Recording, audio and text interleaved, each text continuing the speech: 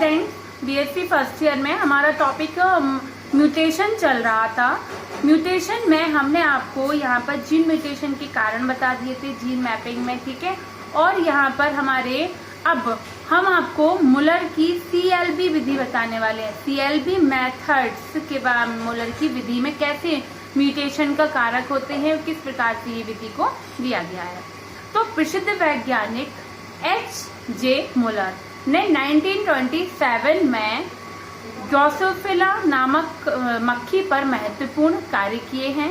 उन्होंने बताया कि इस मक्खी के एक्स-रे गुणसूत्र मतलब X गुणसूत्र पर प्रभावी जीन बार कैपिटल B, एक अप्रभावी घातक जीन L कैपिटल L तथा एक इन्वर्सर स्प्रेसिंग क्रॉसिंग ओवर मतलब जिसे हम कहते हैं inversion suppressing crossing over C पाए जाते हैं। तो उन्होंने क्या किया कि तीन सब्सटेंस जिन्होंने एक गुणसूत्र, ठीक है, जो प्रभावी B से और अप्रभावी घातक जीन को L से शो किया और एक अप्रभावी घातक जीन के बाद इन्वर्सर स्प्रेसिंग क्रॉसिंग ओवर से L जिसको हमने C से शो किया।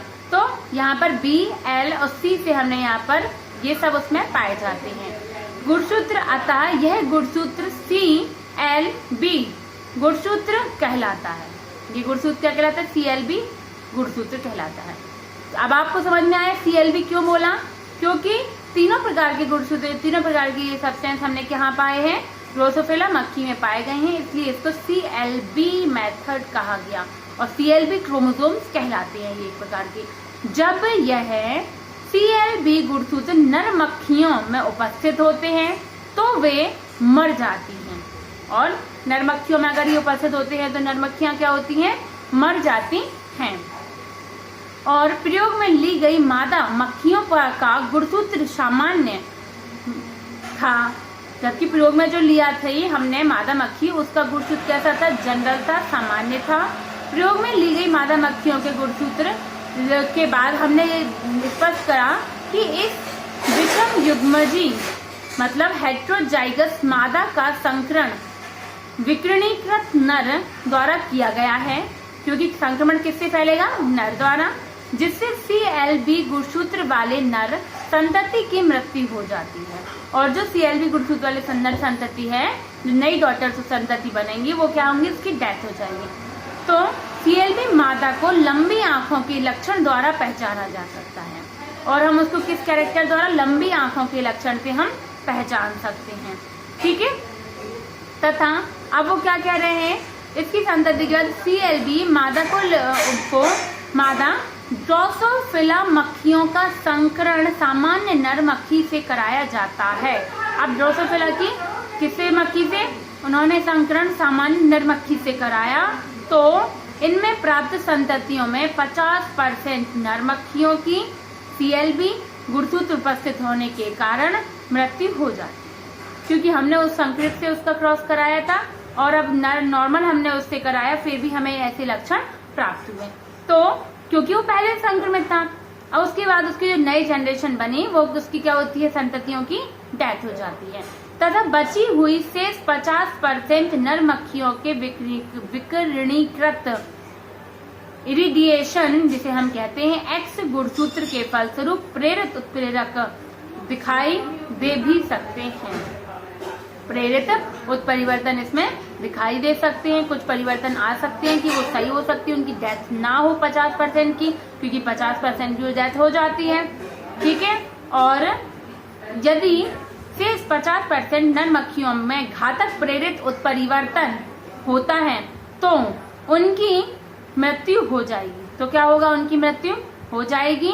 और अतः कोई भी नर ड्रोसोफिला मक्खी प्राप्त नहीं होगी। और यदि यह घातक प्रेरित उत्परिवर्तन नहीं होता है तो 50% जो मक्खियां हैं वो जीवित रहेंगी। अगर परिवर्तन नहीं होगा तो वो मक्खियां कैसी हैं? जीवित रहेंगी, ठीक है। तो ये तो हो गया आपका मुलर का ये प्रयोग, और जिसके आधार पर हमने आपको ड्रोसोफिला में मुलर की 5 विधि प्रयोग भी हमने आपको बताया था ड्रोसोफिला में। और जीन परिवर्तन का आणविक आधार क्या है? तो जीन उत्परिवर्तन निम्नलिखित 2 कारणों से हो सकते हैं। पहला क्षार युग्म का प्रतिस्थापन कारण, दूसरा फ्रेम शिफ्ट उत्परिवर्तन।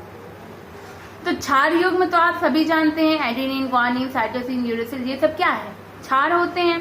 तो यह सामान्य प्रकार का उत्परिवर्तन होता है जिसमें डीएनए स्ट्रैंड्स का न्यूक्लियोटाइड्स डीएनए पुनरावृत्ति के समय दूसरे न्यूक्लियोटाइड्स के स्थान पर आ जाता है, अतः बदला हुआ कोडॉन एक पॉलीपेप्टाइड में परिणत हो जाता है।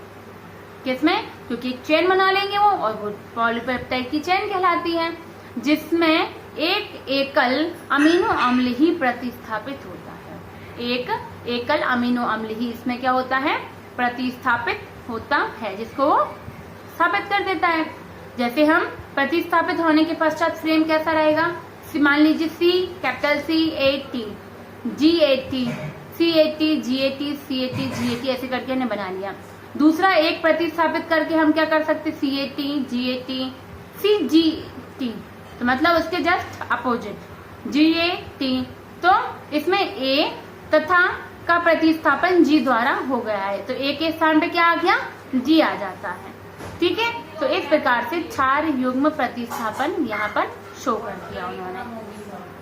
ठीक, और उन्होंने दूसरा फ्रेम शिफ्ट प्रतिस्थापन उत्परिवर्तन क्या है, तो फ्रेम शिफ्ट प्रतिस्थापन में यहाँ पर इस उत्परिवर्तन में एक जीन के डीएनए के न्यूक्लियोटाइड्स युग्म में या तो एक क्षार का विलोपन होगा, विलोपित हो जाएगा वो, या एक क्षार का निवेशन होता है, या फिर जो एक क्षार होता है उसका क्या होता है, उसमें निवेशन कराया जाता है।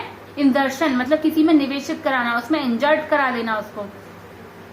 फ्रेम शिफ्ट नाम इस तथ्य के आधार पर दिया गया है कि इस उत्परिवर्तन में जो जीन होते हैं कि रीडिंग फ्रेम में आने की आगे की ओर अर्थात एक या दो न्यूक्लियोटाइड्स के शिफ्ट होने पर की जाती है। एक या दो बार क्षार के जुड़ने, एक से दो बार क्षार जुड़ गया अथवा बाहर निकलने के फलस्वरूप कोडॉन का क्रम नया हो जाता है, और जो कोडॉन है उसका क्रम कैसा हो जाएगा, नया हो जाता है, नया क्रम बनाने लगता है, जिससे भिन्न प्रकार के अमीनो अम्ल का संश्लेषण होता है और नर प्रकार के प्रोटीन्स बनते हैं। कैसे प्रोटीन बनते हैं, नर प्रकार के प्रोटीन्स बनते हैं जो प्रायः अक्रियाशील होते हैं, जो कैसे होते हैं, इनएक्टिव होते हैं।